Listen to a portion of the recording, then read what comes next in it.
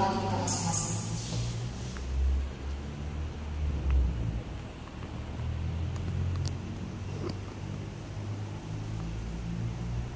Baik, berikutnya kami mempersilakan kepada singers untuk membawakan lagu-lagu pembukaan kepada singers Islam.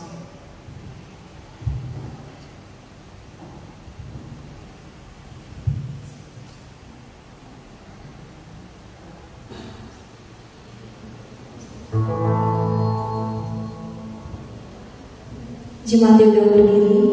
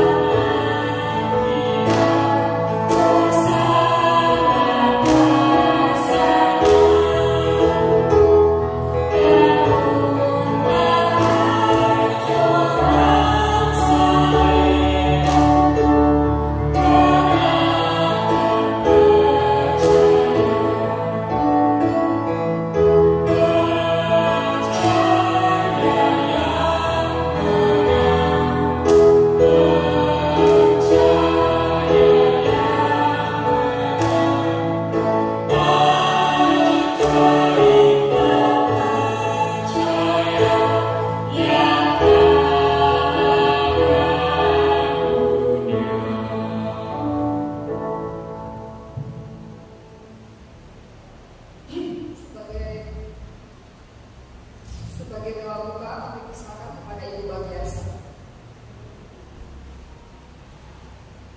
Mari kita tunduk kepala dan berdoa. Maha besar Tuhan Allah, Tuhan yang bertata dalam tahta kemuliaan kerajaan surga. Di malam hari ini Tuhan kami kembali datang kepadamu. Berterima kasih karena kesempatan yang sudah Tuhan berikan kepada kami, sehingga di malam hari ini kembali kami dikumpulkan di kawah Tuhan di tempat ini untuk mengikuti rangkaian KKR The Living Hope di sepanjang minggu ini. Kami berterima kasih karena Allah masih untuk mengasihi kami. Allah kekal, Allah di surga, kami akan memulaikan ibadah kami. Kami membutuhkan Roh Kudus Tuhan untuk bersama-sama dengan kami. Kami mendoakan juga saudara-saudara kami yang mungkin masih dalam perjalanan ke tempat ini. Biarlah Tuhan jaga lindungi mereka, tibakan di tempat ini dengan selamat. Kami semua bisa menikmati berkat-berkat firman Tuhan sepanjang malam hari ini.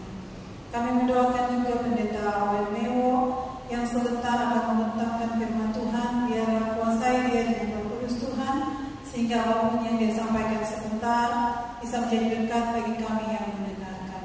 Terima kasih banyak Bapa, berkati kami sepanjang ibadah ini, dalam nama Yesus kami berdoa. Amin.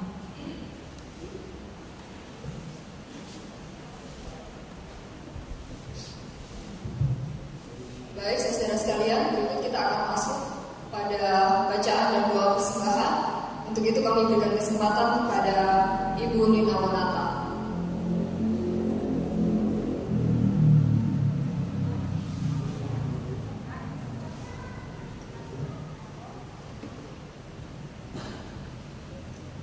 Kita datang pada penyembahan kepada Tuhan melalui persembahan. Dan sebelum kita memberikan persembahan, saya mengundang diakon yang sudah siap untuk maju ke depan.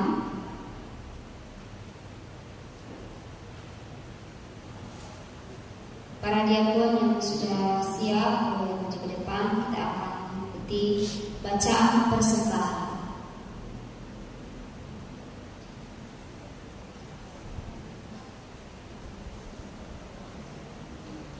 Bacaan persembahan kita pada malam ini saya ambil dalam 2 Korintus pasalnya yang ke-9, ayatnya yang ke-6 sampai ayatnya yang ke-8, yang berbunyi, camkanlah ini, orang yang menabur sedikit akan menuai sedikit juga, dan orang yang menabur banyak akan menuai banyak juga.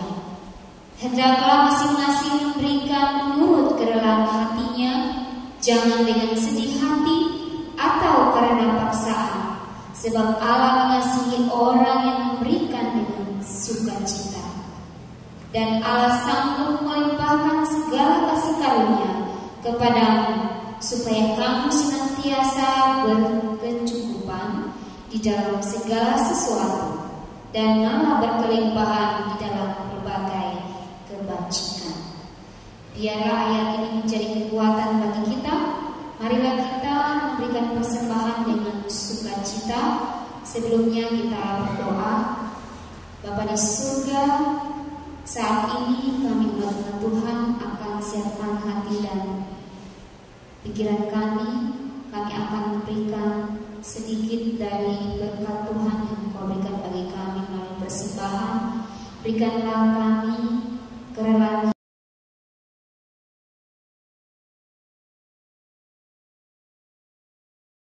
kami dalam segala pekerjaan kami.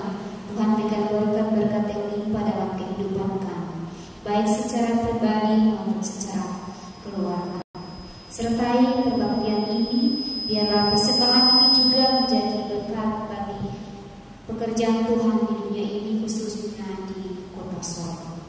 Terpujilah nama-Nya Bapa, dalam nama Yesus Kristus kami berdoa. Amin. Sambil persembahan dijalankan, kita akan mengikuti lagu Mesias. Terima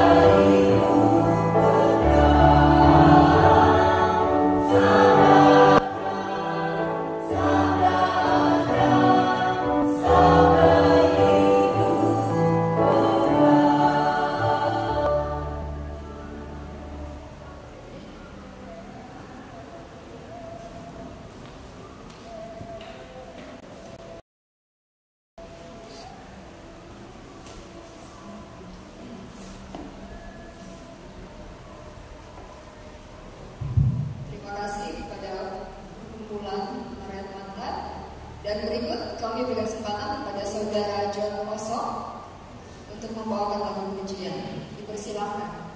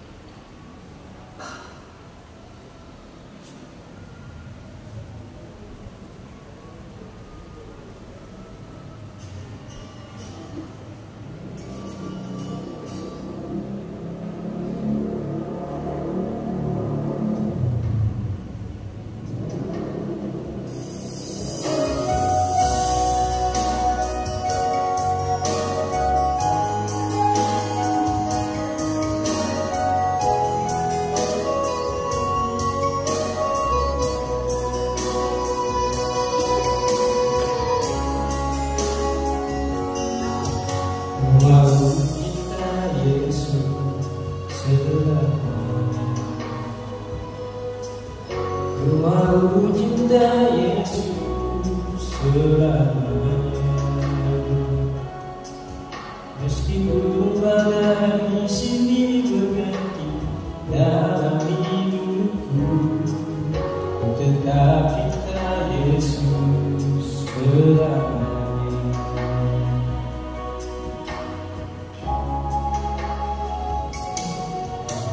Mau cinta Yesus selamanya,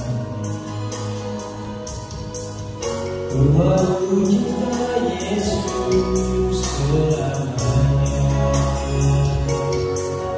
meskipun badai silih berganti dalam hidupku, tetap cinta Yesus selamanya.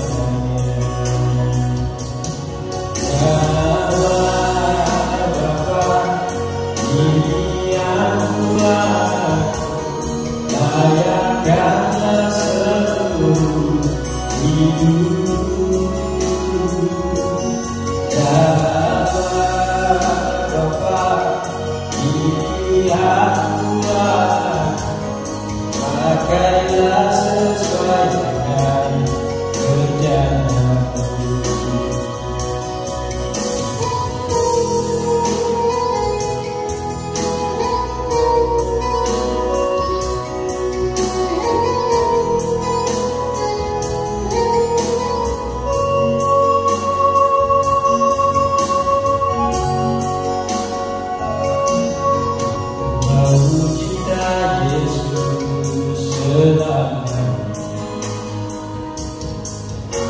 Mau cinta Yesus selamanya,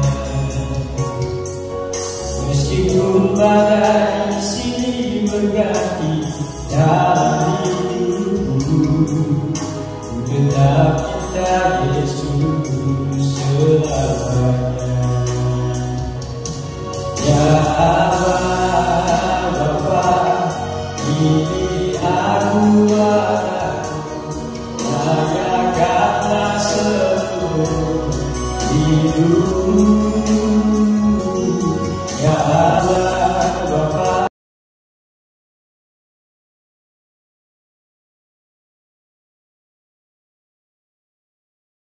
Sesuai rencanamu, ya Allah, Bapa, ini aku layakkanlah seluruh hidup, ya Allah, Bapa, ini aku pakailah sesuai dengan rencanamu, pakailah sesuai dengan rencanamu.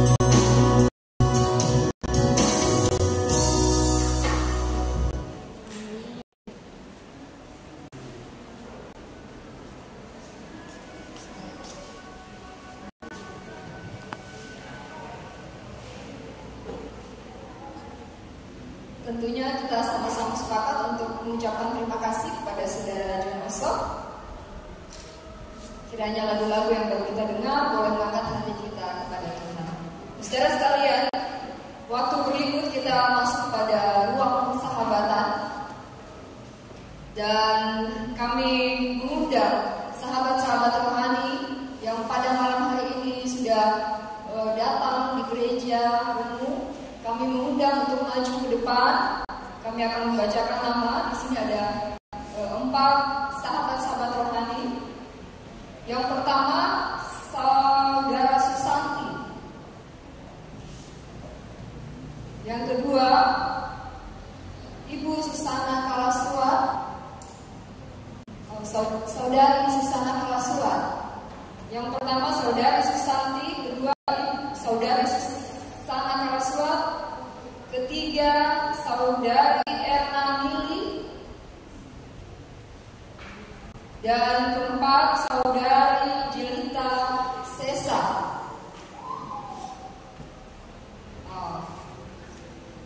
Mari, dan kami silakan bingkisan kasih berupa buku-buku. Kami mengundang dengan hormat Bapak Pendeta untuk memberikan.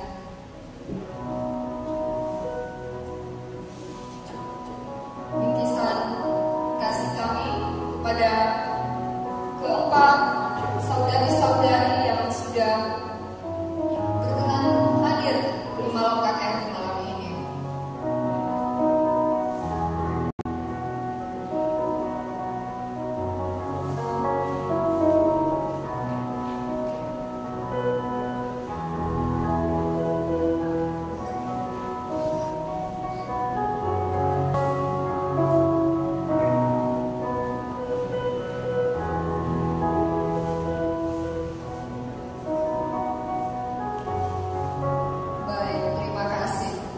Sebelum sahabat-sahabat kita duduk, pendeta untuk mendoakan sahabat-sahabat.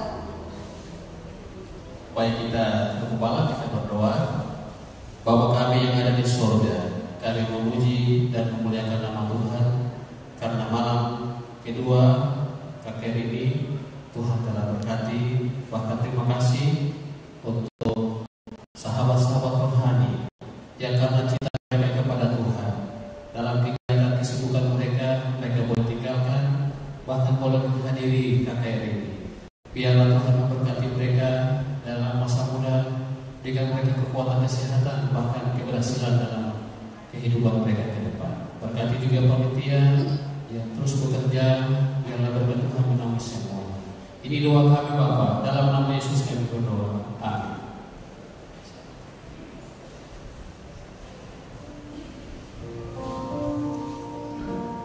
Baik, terima kasih kepada pendeta dan juga sahabat-sahabat rohani kami.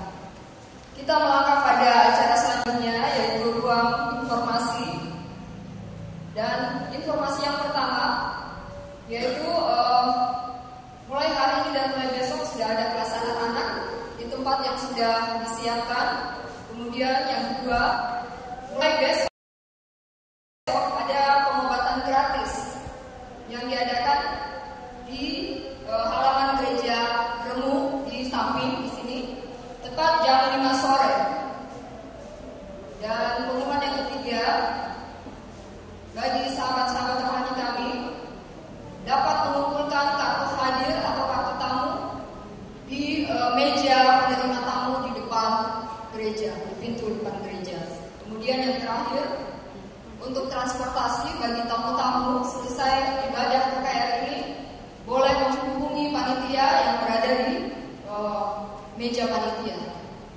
Baik, saudara sekalian, demikian kita akan masuk pada perkenalan pembicara. Kami kira tadi malam sudah diperkenalkan pembicara kita untuk KKR selama 1 minggu ini. Tetapi kami mengulangi lagi bahwa pembicara kita di malam KKR ini adalah pendeta muda, pendeta Owen Mero. Beliau bertugas atau melayani di Jemaat Pionir, Jemaat tempat kita mengadakan KKR. Baik saudara sekalian, kita akan menyiapkan hati dan iman kita untuk masuk dalam ibadah KKR, dan kami persilakan kepada singers untuk membawa lagu pujian pembukaan KKR kita di malam hari ini. Kepada singers kami silakan. Jemaat diundang berdiri.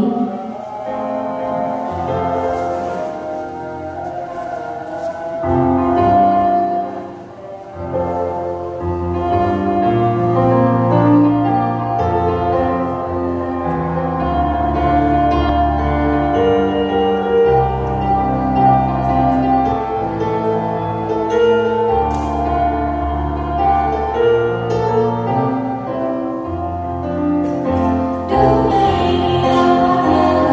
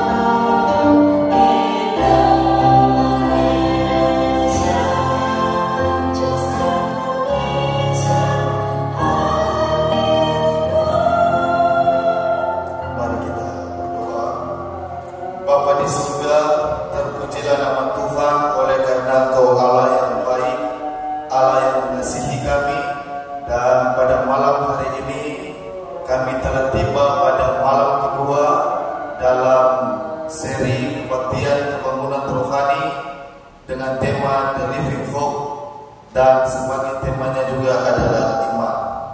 Bapa di surga, Tuhan bersama-sama dengan kami dan bersaudara bagi kami karena kami siap untuk merenungkan kebenaran firman Tuhan. Kami berdoa dalam nama Tuhan Yesus Kristus yang adalah Tuhan dan Juru Selamat kami. Amin. Baik, silakan duduk. Selamat malam untuk kita semua. Terima kasih untuk Tuhan Pendeta Son Rubian yang dapat bersama-sama dengan kita di malam hari ini, dan terima kasih untuk umat-umat Tuhan yang sudah hadir dari malam pertama dan malam yang kedua ini. Kita bersyukur karena pada malam hari ini kita dapat kembali bersama-sama dalam ibadah atau malam kedua dalam KKR Kebaktian Pembangunan Rohani The Living Hope dengan tema iman. Saya harap saudara-saudara yang hadir tadi malam dan hadir pada malam hari ini kita dapat mengerti tentang iman, dan ada pertanyaan yang ditanyakan tadi malam yang diberikan kepada yang dituliskan di kartu sahabat, dan pertanyaan adalah bagaimana caranya supaya kita dapat memiliki iman. Jadi bagaimana caranya supaya kita dapat memiliki iman? Tadi malam kita belajar tentang pengertian iman, dan malam hari ini saya rindu untuk kita juga belajar bagaimana supaya kita ini beriman dan memiliki iman. Ya kan? Memiliki iman. Tema iman. Saya coba untuk menyimpulkan atau merangkum kembali pelajaran tadi malam. Jadi saudara-saudara yang tidak sempat hadir tadi malam, maka inilah pelajaran kita tadi malam. Kita belajar tentang definisi daripada iman, bahwa iman itu adalah kepercayaan. Tapi iman itu bukan sekedar percaya. Iman itu juga adalah sesuatu yang kita percaya dan kita yakini. Kita percaya dan kita yakini, dan dijalankan dengan kesetiaan dan ketaatan. Itulah iman. Itu iman. Apa yang perlu kita percaya, apa yang perlu untuk kita yakini, itu adalah Ibrani 11 ayat 1. Segala sesuatu yang kita harapkan. Jadi semua yang kita harapkan itu harus dilandasi dengan iman. Harus dilandasi dengan iman.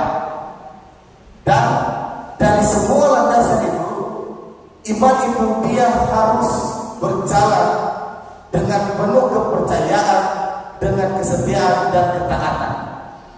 Nah, itulah iman yang kita pelajari tadi malam. Dan tadi malam juga kita belajar tentang bagaimana caranya supaya kita ini dapat beriman kepada Alkitab. Kita beriman kepada Alkitab. Saya coba ringkaskan. Kita kembali. Jadi iman adalah kepercayaan yang dibentuk dengan sebuah kepastian, keyakinan, dan dijalankan dengan ketaatan dan kesetiaan. Itulah iman yang kita pelajari tadi malam. Dan untuk beriman kepada Alkitab, maka kita perlu percaya tanpa ada keraguan terhadap kitab suci yang bersaksi tentang Yesus. Tadi malam kita telah belajar bahwa Alkitab ini dari Kejadian pasal 1 ayat 1 sampai Wahyu pasal 22 ayat 21, semuanya itu hanya berbicara tentang Yesus. Semua ini berbicara tentang Yesus. Nah, sehingga kamu tidak dikatakan sesat. Jadi karena Alkitab ini berbicara tentang Yesus, dan kalau kita tidak percaya terhadap Alkitab atau terhadap kitab suci ini, maka kita itu disebut orang-orang sesat. Artinya kalau kita disebut sebagai orang-orang sesat, kita adalah orang-orang yang tidak mengenal Allah. kita dikatakan sesat. Itulah sebabnya tadi malam kita diajak untuk beriman kepada Alkitab, karena Alkitab ini berbicara tentang Yesus. Saya mau angkat tentang iman daripada Habel. Iman daripada Habel. Ibrani 11 ayat 4 katakan begini, karena iman Habel tidak mempersembahkan kepada Allah korban yang lebih baik daripada korban lain. Dengan jalan itu ia memperoleh kesaksian kepadanya bahwa benar, karena Allah berkenan akan persembahannya itu, dan karena iman ia masih berbicara sesudah ia mati. Itu tuh Habel dengan imannya. Tadi malam kita belajar Abraham dengan imannya. Abraham dengan imannya, Abraham tidak pernah mempertanyakan kepada Tuhan kenapa Tuhan menyuruh dia untuk mempersembahkan Ishak. Dan malam ini kita akan belajar bagaimana iman daripada Habel. Siapa yang tidak kenal ini Habel? Ya kan?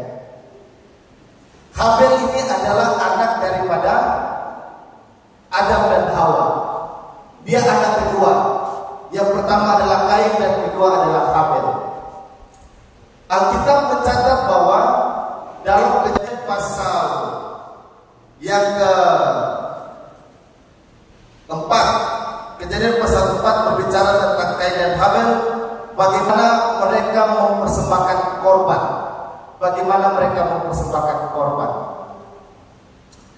Diceritakan seperti ini, bahwa Kain dan Habel mereka mempersembahkan korban, ya kan? Tapi persembahan daripada Kain itu tidak diterima oleh Allah. Sedangkan Kain persembahan daripada Habel itu diterima. Apa masalahnya?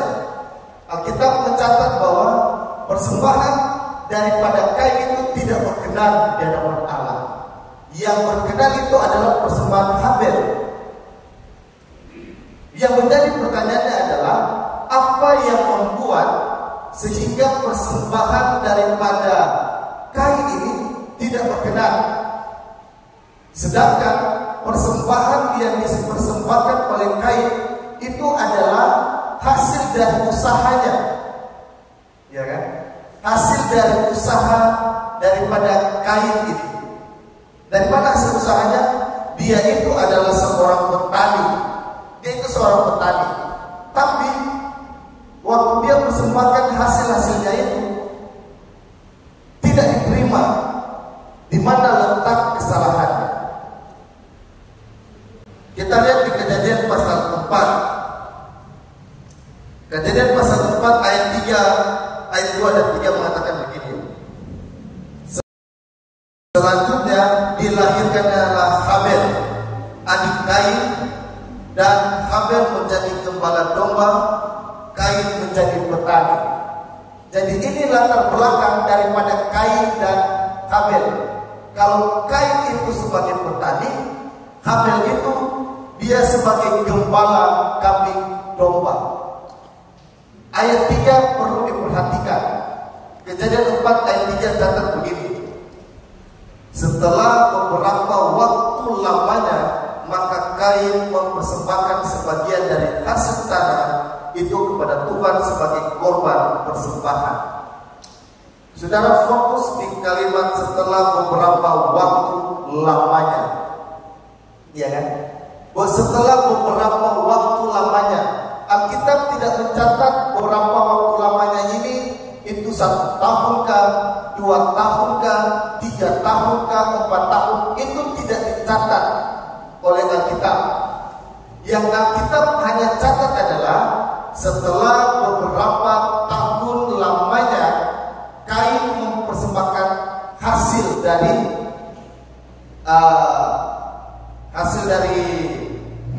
tanah kepada Tuhan. Artinya begini, ada rentang waktu yang tidak dicatat dalam Alkitab.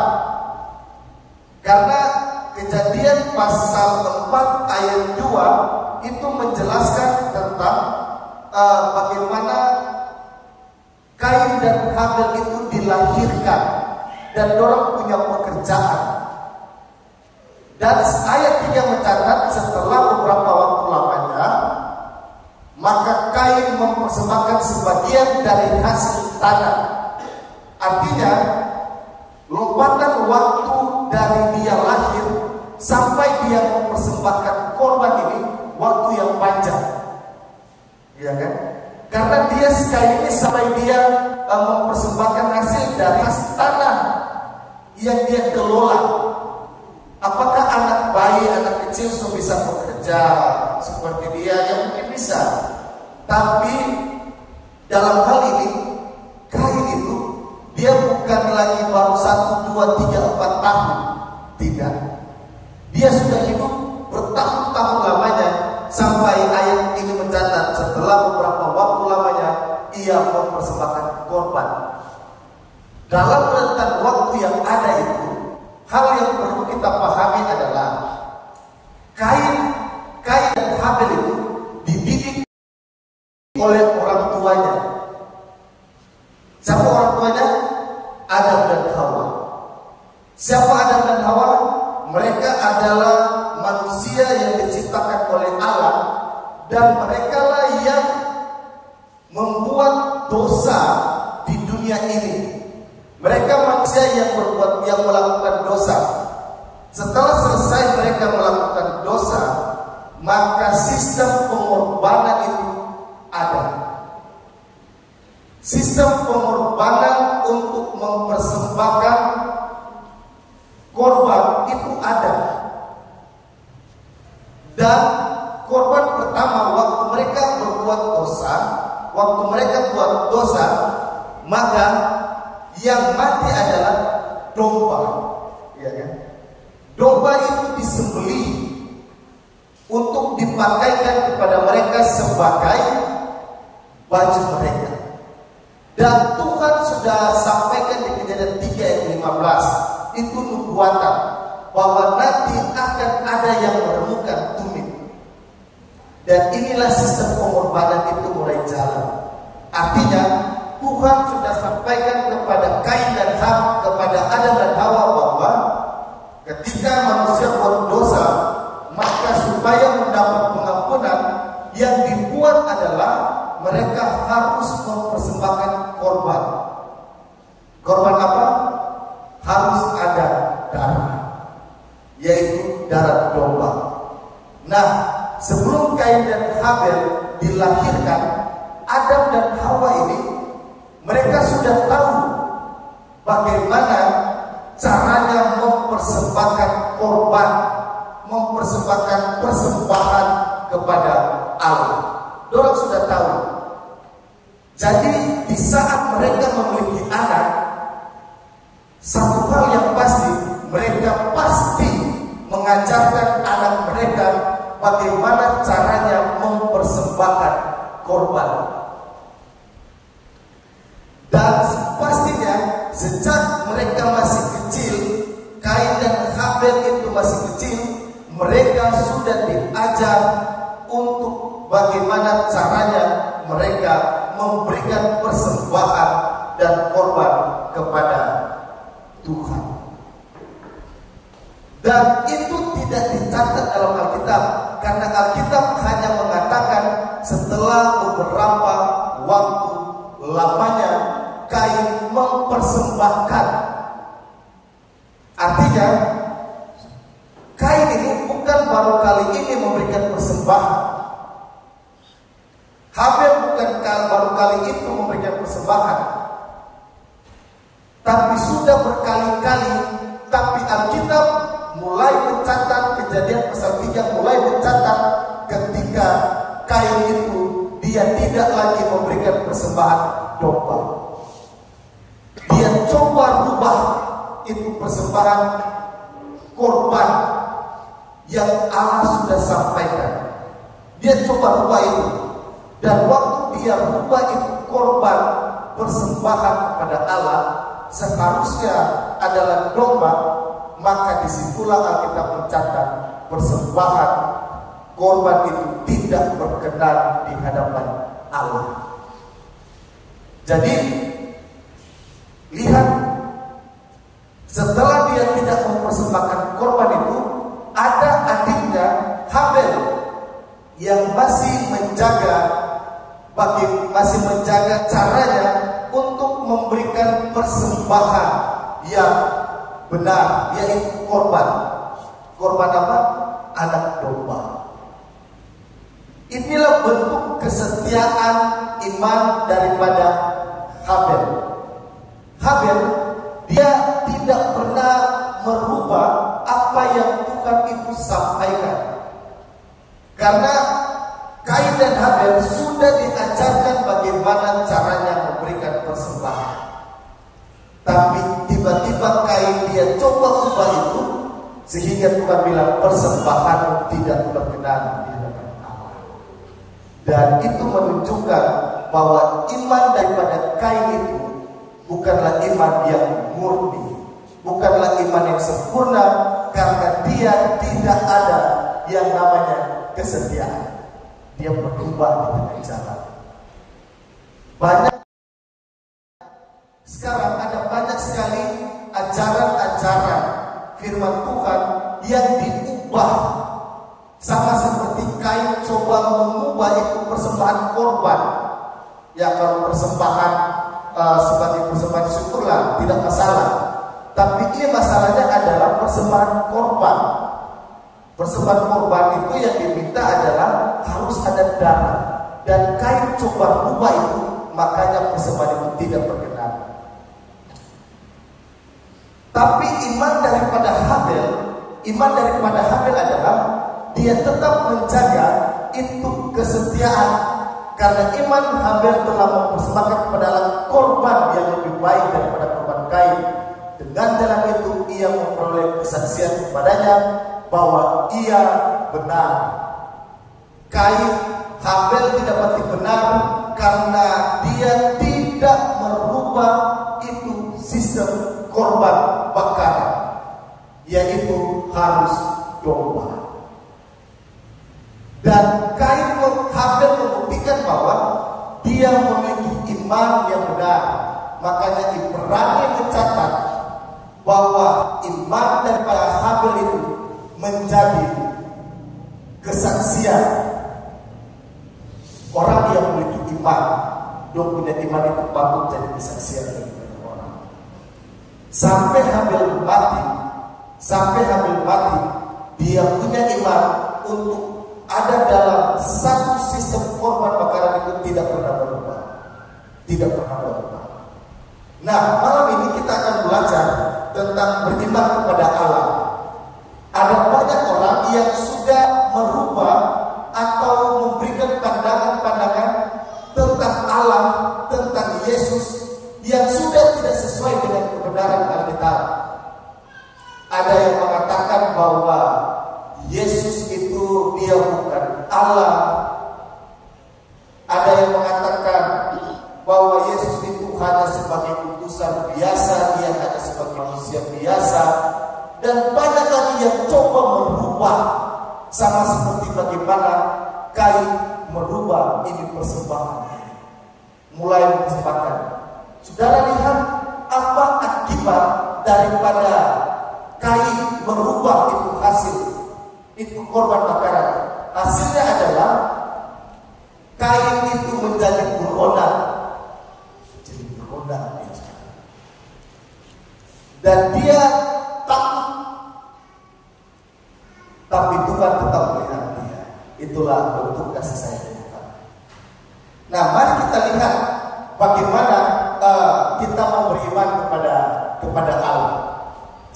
Yohanes 1 ayat 1 dan 2 mengatakan begini. Pada mulanya adalah firman. Firman itu bersama-sama dengan Allah, dan firman itu adalah Allah.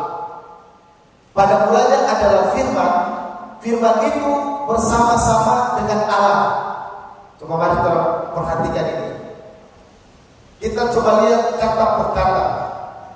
Saudara lihat di Yohanes 1 ayat 1 ini, dia diawali, Yohanes coba mengawali dengan kalimat pada mulanya. Ini sama dengan saudara membaca dalam Kejadian pasal 1 ayat 1.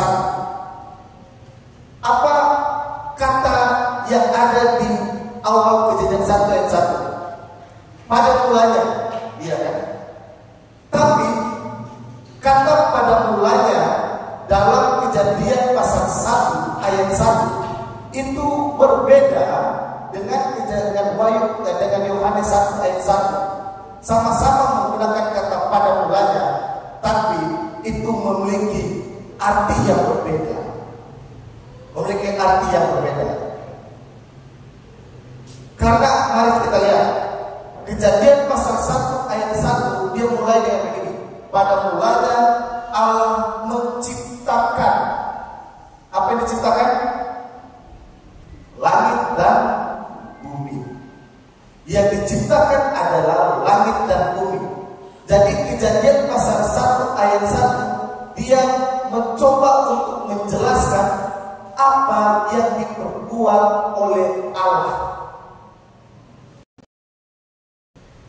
Hal pertama yang dibuat oleh Allah itu adalah menciptakan langit dan bumi.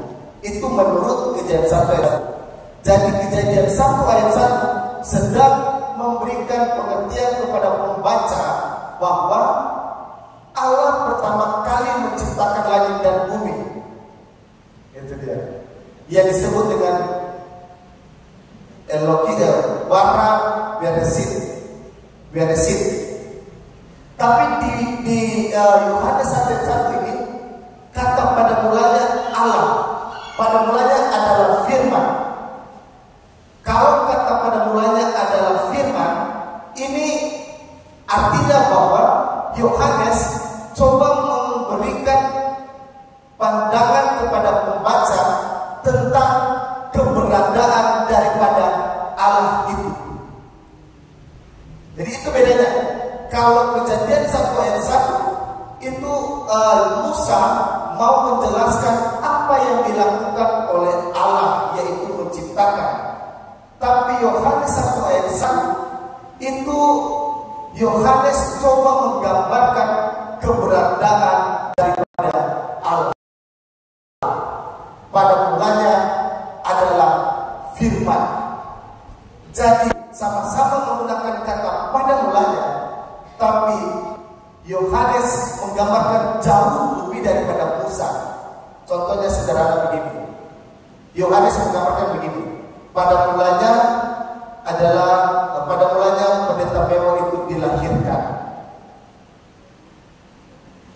Itu yang digambarkan oleh Yohanes. Dan yang digambarkan oleh Musa dalam Kejadian 1 ayat 1 adalah pada mulanya pendeta Mewah dia berjalan.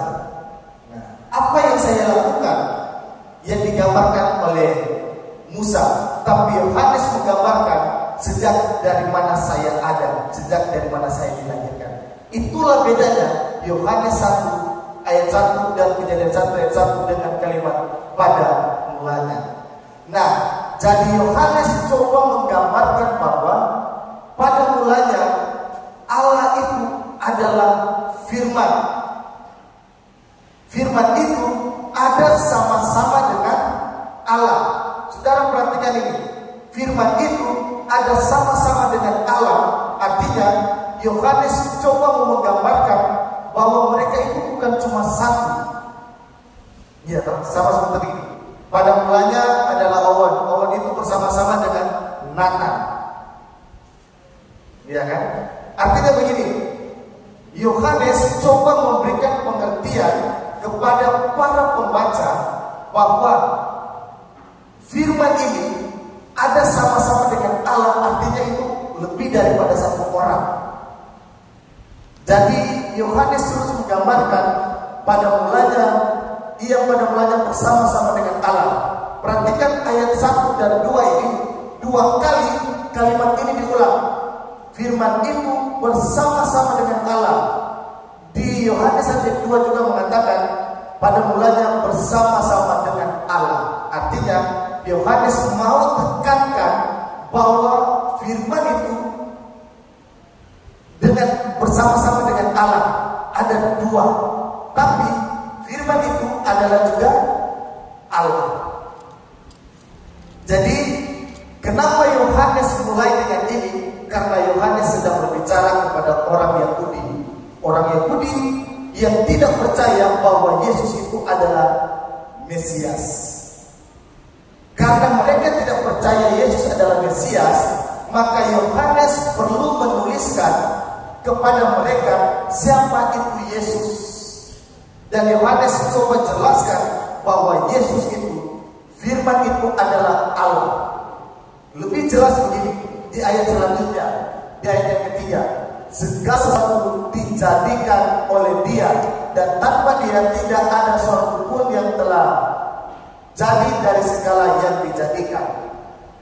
Yohanes lebih menjelaskan bahwa firman yang adalah Allah itu, firman yang adalah Allah itu, karena Dia segala sesuatu itu dijadikan. Artinya Yohanes coba memberikan pengertian kepada orang Yahudi dan kepada para pembaca kitab Yohanes bahwa firman itu yang adalah Allah itu, Dia itu yang menjadikan segala sesuatu, dan tanpa Dia, tanpa Yesus, maka tidak ada semuanya ini. Itulah cara Yohanes mau menggambarkan kepada para pembacanya, kepada orang Yahudi lebih khusus, bahwa Yesus ini, Dia itu adalah Allah yang ditentang mati-matian oleh orang-orang Yahudi bahwa Yesus itu bukan Allah. Tapi di ayat ini kita dapat mengerti bahwa Yohanes sementara menjelaskan bahwa firman yang ada Allah itu, tanpa Dia maka segala sesuatu ini tidak ada. Dia lebih memperjelas lagi di ayat 14. Firman ini yang adalah Allah, yang tanpa Dia itu tidak ada. Firman itu telah menjadi manusia. Jadi firman yang adalah Allah itu sudah menjadi manusia. Artinya bahwa Yohanes coba menjelaskan bahwa Allah itu sudah jadi manusia. Bukan cuma jadi manusia, tapi Dia tinggal di tengah-tengah kita. Dia tinggal di tengah-tengah kita. Dan kita telah melihat kemuliaannya, yaitu kemuliaan yang diberikan kepada sebagai anak tunggal Bapa, penuh kasih karunia dan kebenaran. Yohanes benar-benar dengan jelas mau menyebutkan bahwa Yesus itu, mau menjelaskan bahwa firman yang adalah Allah, Dia itu sudah jadi manusia, tinggal di antara kita, dan Dia itu adalah anak tunggal Bapa. Itu caranya Yohanes mau menggambarkan tentang Yesus. Itulah sebabnya di ayat selanjutnya, ini kan Yohanes pasal 1. Di ayat selanjutnya Yohanes 3:16, dia lebih menekankan bahwa karena begitu besar kasih Allah akan dunia ini, sehingga Ia telah mengaruniakan anaknya yang tunggal, supaya setiap orang yang percaya kepadanya tidak binasa, melainkan beroleh hidup yang kekal. Tadi Yohanes menggambarkan bahwa Yesus itu adalah anak tunggal Bapa. Yesus yang sudah jadi manusia itu anak tunggal Bapa.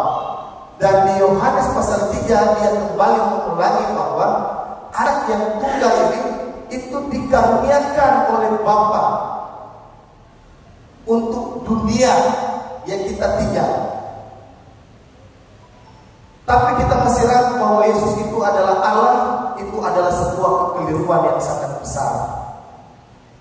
Dari kitab Yohanes saja kita sudah mengerti bahwa Yohanes benar-benar mau menjelaskan kepada kita bahwa Yesus itu adalah Allah. Dan dia katakan bahwa Yesus yang adalah Allah, yang merupakan anak tunggal dari Bapa, itu telah dikaruniakan untuk dunia ini. Saya suka belajar Yohanes 3:16. Saudara lihat bagaimana Bapa itu dia mengorbankan anaknya yang tunggal. sama seperti bagaimana pelajaran tadi malam. Abraham dia mau mempersembahkan Ishak, anak kesayangannya itu. Walaupun Ishak harus mati, dia tidak masalah karena dia punya iman yang besar.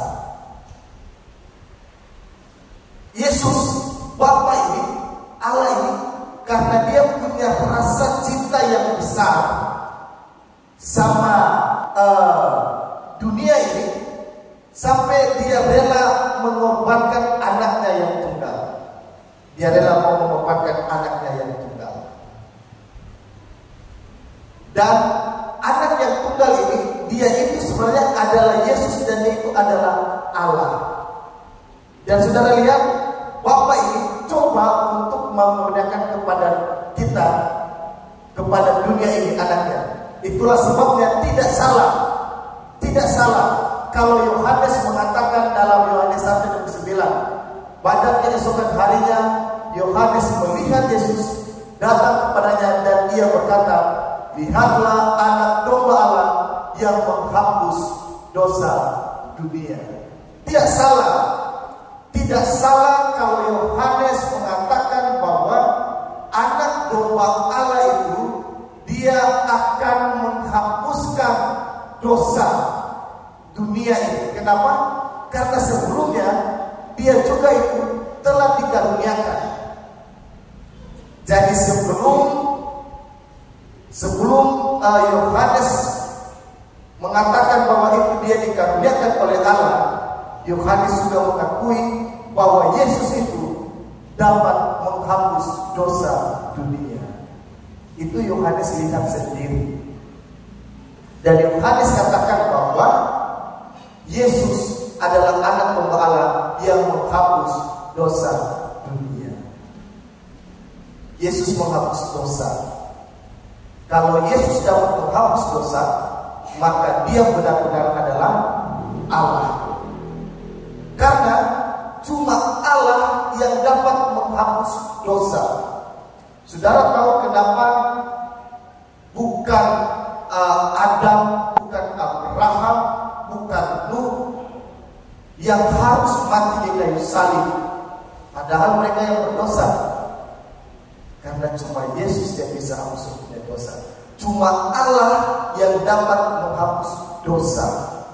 Makanya cuma Yesus yang dapat menghapus orang punya dosa. Dan Yohanes katakan bahwa lihatlah anak domba Allah itu yang menghapus dosa. Yohanes juga kasih kesaksian bahwa aku telah melihatnya dan memberi kesaksian, ia inilah anak Allah. Yohanes juga kembali menyaksikan, mengatakan bahwa ia adalah anak domba Allah. Nah, apakah benar perkataan daripada Yohanes bahwa Yesus itu dapat menghapus dosa? Mari kita lihat apa yang Yesus buat di dunia. Dia katakan begini, kita lihat ini dulu. Ia akan melahirkan anak laki-laki dan engkau akan menamakan dia Yesus, karena dialah yang akan menyelamatkan umatnya dari dosa mereka. Kita akan coba lihat apakah benar bahwa yang dikatakan Yohanes, Yesus itu adalah anak domba yang menghapus dosa atau tidak. Mari kita lihat bagaimana Yesus itu dia lahir. Sebelum dia lahir, ketika dia lahir, dia hidup di dunia ini, apa yang dia buat? Pertama adalah malaikat datang kepada Maria dan katakan bahwa anak yang engkau akan lahirkan ini harus kasih nama dia Yesus, karena dialah yang akan menyelamatkan umat dari dosa mereka. Ini yang bicara adalah malaikat, lebih tinggi daripada Yohanes. Jadi malaikat pun mengakui bahwa Yesus itu dia akan selamatkan kita dari dosa. Dan ingat, cuma Allah yang dapat menghapus dosa. Sebelum Yesus dilahirkan, dia sudah dikatakan oleh malaikat, Yesus ini yang akan hapus kita dari dosa. Selanjutnya, Ketika Yesus melihat iman mereka, berkatalah ia kepada orang lumpuh itu, "Hai anakku, dosamu sudah diampuni." Markus 2 ayat 5. Jadi ketika Yesus lahir di dunia sudah, ini yang dilakukan oleh Yesus. Dia katakan begini, "Hai anakku, dosamu sudah diampuni."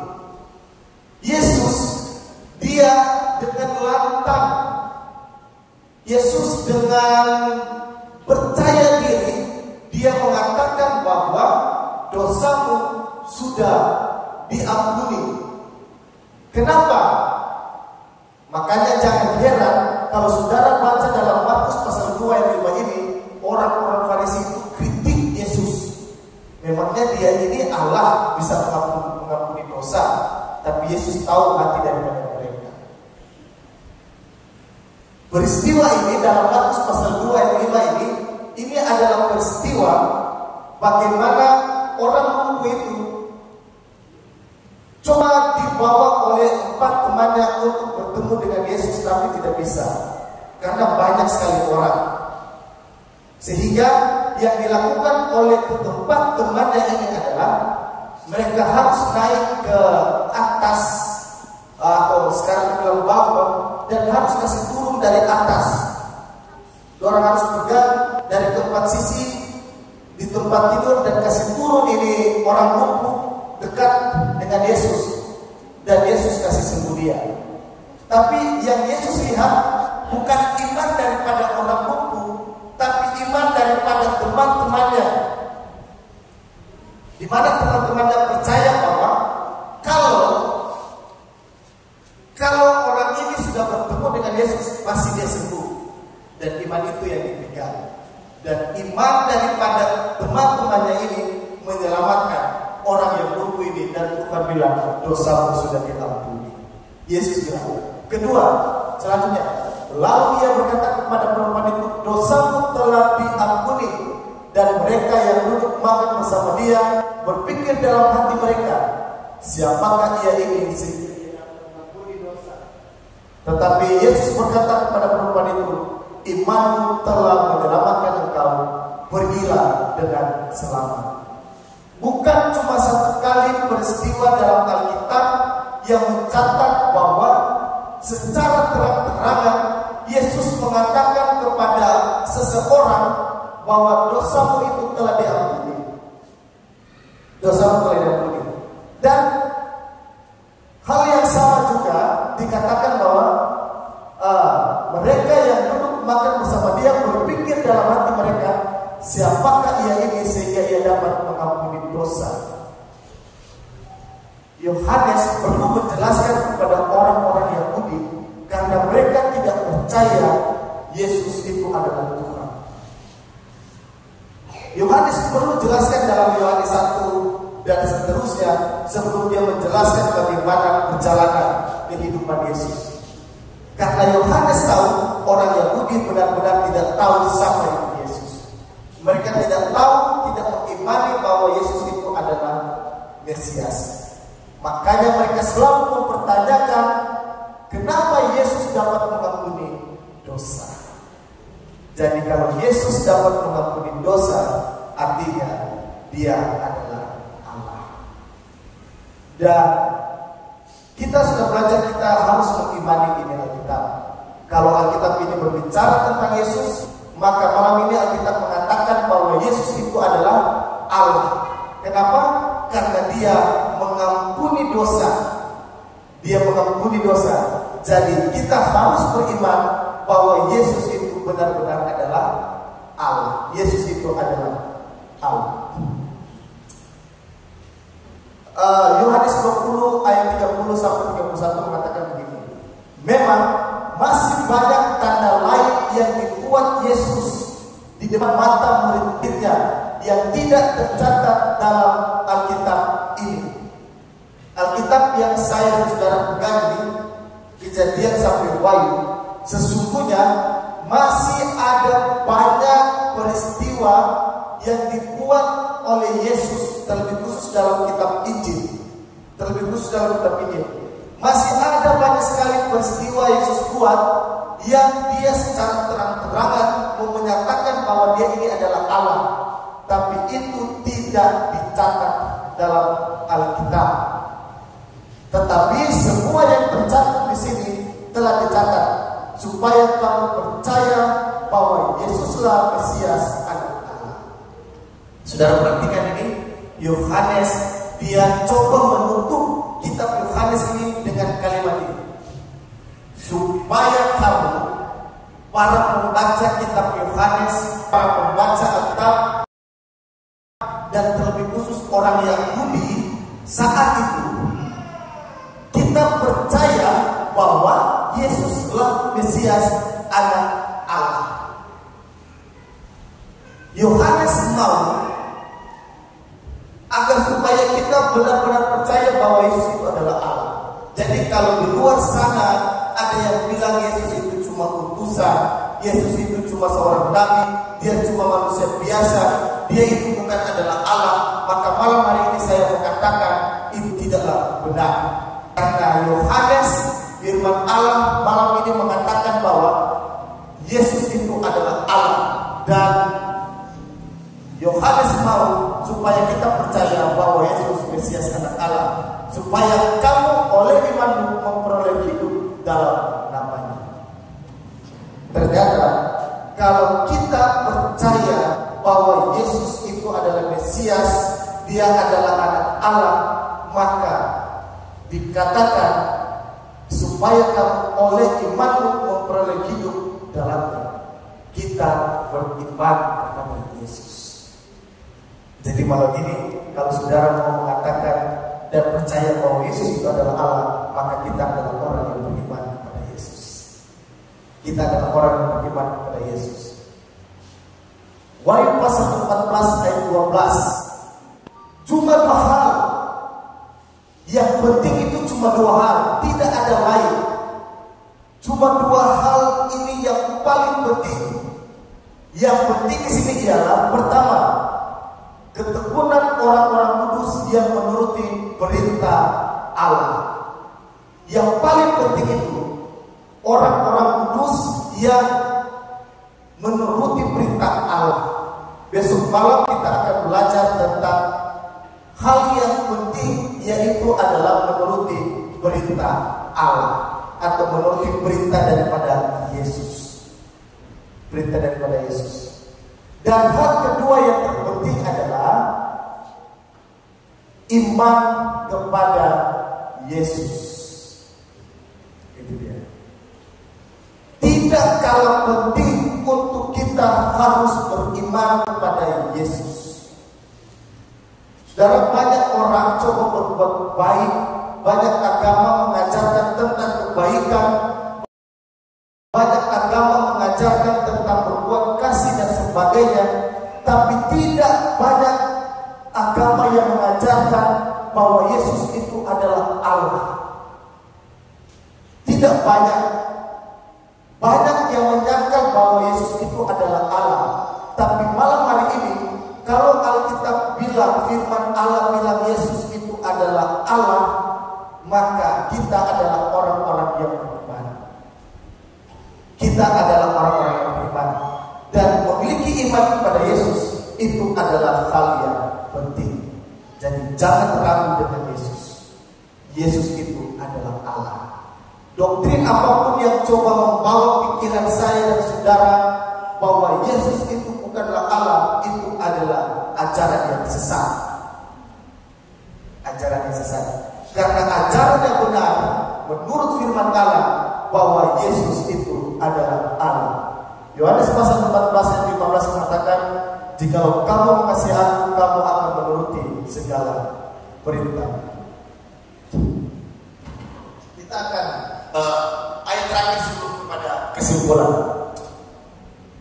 Matius pasal 22 ayat 36 dan 37 mengatakan begini, Guru, hukum manakah yang terutama dalam Taurat? Jawab Yesus kepadanya, kasihilah Tuhan Allahmu dengan segenap hatimu dan dengan segenap jiwamu dan dengan segenap akal budimu.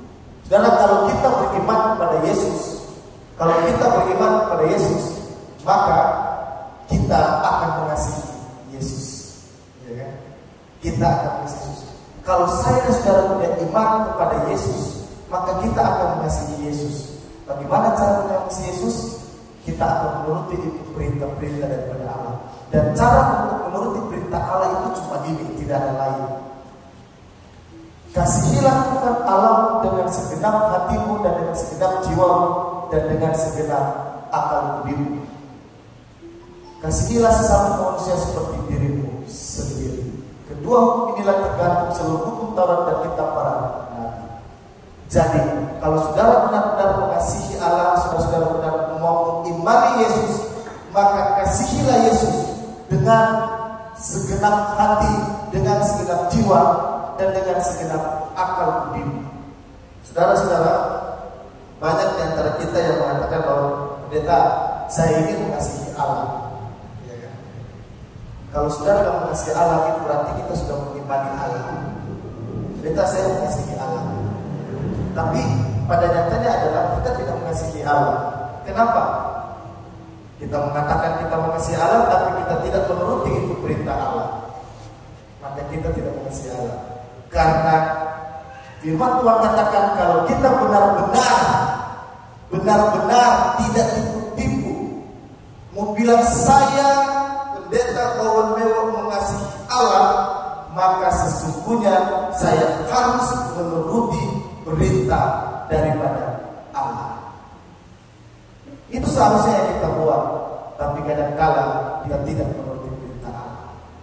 Saudaraku, kasihilah Tuhan Allah dengan segenap hatimu, dengan segenap jiwamu, karena Yesus itu adalah Allah. Milikilah iman kepada Yesus. Sebagai kesimpulan, firman itu adalah Allah yang telah menjadi manusia sebagai anak tunggal Bapa yang dikaruniakan kepada dunia ini, dan dialah akan menghapus dosa dunia. Itulah sebabnya dalam kehidupan selama di dunia, Yesus sering mengampuni dosa manusia. Tunjukkan kasih-Mu dengan menuruti perintah-Nya, dan kasihilah Tuhan Allah dengan segenap hatimu, dengan segenap jiwamu, dengan segenap akal budimu, dan yang terpenting adalah iman kepada Yesus. Malam hari ini kita mengatakan bahwa kita mengasihi Yesus. Kalau saudara ingin membuktikan saudara beriman kepada Yesus, percayalah bahwa Yesus itu adalah Allah. Sebelum kita akan menutup ibadah kita pada malam hari ini, kita akan mendengarkan satu lagu yang akan dibawakan oleh Singers.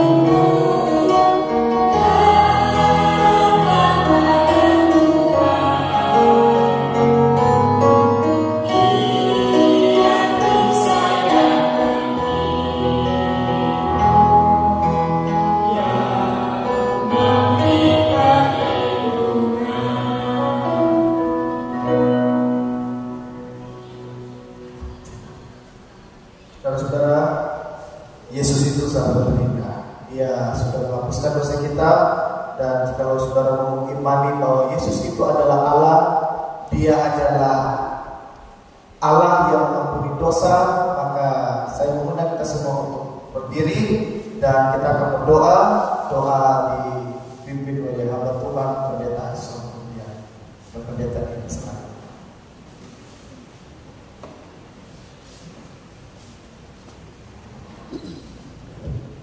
Kita berdoa. Bapa kami yang ada di surga, Allah yang kami sembah dalam anakmu Yesus Kristus, malam ini kami telah diberkati oleh pekabaran firman-Mu yang mengingatkan kami bahwa Yesus adalah Allah yang hidup, Allah yang menghapus akan dosa-dosa kami.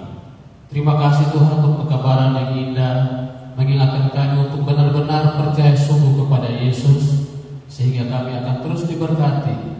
Bahkan malam ini kami semua berdoa untuk hamba-Mu Pendeta Owen Beo yang sudah membagikan pekabaran untuk mengingatkan kami, menguatkan iman kami untuk terus percaya kepada Yesus sebagai Allah, bahkan yang sudah menghapus dosa kami, bahkan telah mengorbankan dirinya untuk memberikan pengampunan dosa.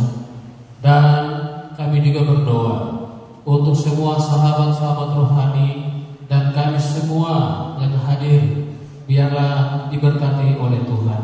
Saat kami akan pulang, biarlah damai surgawi, kasih karunia dari Yesus menyertai kami sekalian. Bahkan atas tuntunan kuasa Roh Kudus-Mu, kami boleh kembali pada esok hari untuk terus menerima pekabaran indah, mengingatkan kami untuk selalu hidup bersama dengan Tuhan. Terima kasih Bapa di surga, menyertai kami masing-masing apabila kami kembali ke tempat tinggal kami. Terpujilah nama Tuhan. Sekali lagi mohon ampun dosa, dan biarlah berkat Tuhan menaungi kami sekalian. Di dalam nama Yesus kami berdoa. Amin.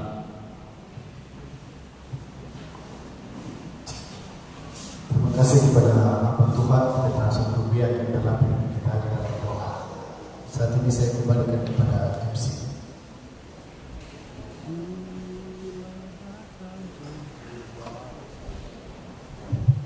Baik, saudara sekalian, demikianlah ibadah KKR kita di malam kedua ini. Apakah saudara merasa terberkati dengan firman yang dibawakan oleh Pendeta Owen Beo? Boleh lambaikan tangan? Puji Tuhan. Untuk itu kami masih mengundang saudara sekalian, terlebih khusus sahabat-sahabat rohani kita, untuk hadir pada besok malam di tempat yang sama. Baik, sebelum kami menutup, kami mengulang lagi informasi bahwa besok ada pengobatan gratis. Besok ada pengobatan gratis tepat jam 5 sore bertempat di samping Gereja Pionir Umum. Baik, demikian. Terima kasih atas kehadiran saudara sekalian. Tuhan memberkati dan selamat malam. Shalom.